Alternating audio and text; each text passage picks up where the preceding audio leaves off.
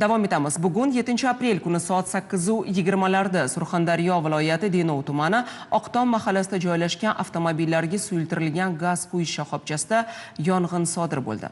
Muxbirimiz Sobit Qaynarov manzilda bo'lib, mazkur baxtsiz hodisa tafsilotlarini o'rgandi. Bugun erta tongdan Denov tumanidagi gaz to'ldirish shoxobchalarining birida yong'in sodir bo'lgani haqida xabarlar tarqaldi. Ijtimoiy tarmoqlardagi bu kadrlar ko'pchilikni xavotirga solgani bor gap.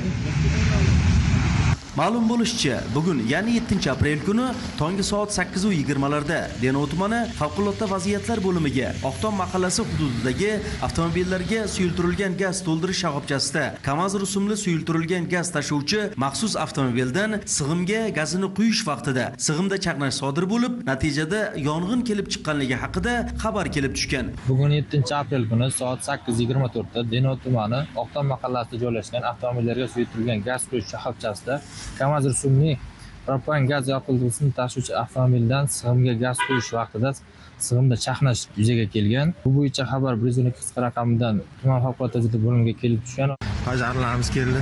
Hodisa joyiga 5 ta qutqaruv bo'linmalari jalb etilgan. Ular soat 8:39 da yetib borgan va 8:42 da tilsiz yov o'rab olingan. 5 ta yong'in qutqaruv ekipaji soat 8:39 da yetib kelgan va 8:42 da voqea joyi o'rab olinib, soat 10:00 da yong'in to'liq va tamom bartaraf qilingan.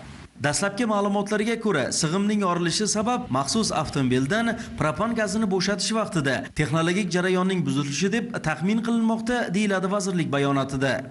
Yong'in natijasida avtomobillarga suyultirilgan gaz quyish shoxobchasi ishchi xodimlaridan 2 nafari yengil tan jarohati olib, hozirda ahvoli yaxshi.